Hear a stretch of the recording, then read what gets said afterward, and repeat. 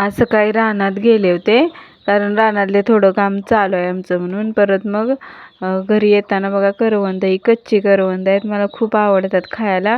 आणि लहानपणी पण आम्ही भरपूर खायचो कच्ची करवंद, कारण माझ्या माहेरी करवंदाच्या अशा जाळ्या भरपूर आहेत बघा.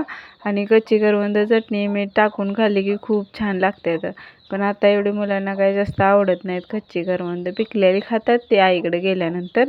आणि मग थोडीशी घेतली मी, म्हटलं घरी गेल्यानंतर चटणी मीठ टाकायचं आणि खायचे. परत घरी आले तर आई आली होती, अचानकच आलेली, आत्तीकडे चाललेली माझ्या.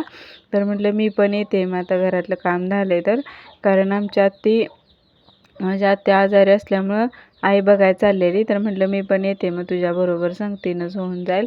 मग तिचे पप्पा आले ते कामावरून, त्यांना आले तर स्वयंपाकाची तयारी चाललेली आत्तीच्या घरी.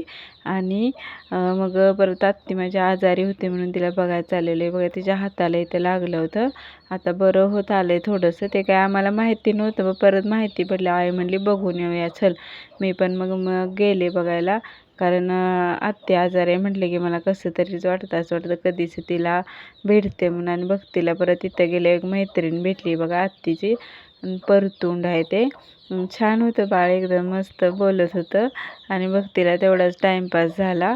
आणि मग नंतर जेवण केलं आणि घरी आलो. तर चला बाय, भेटूया नेक्स्ट व्हिडिओमध्ये.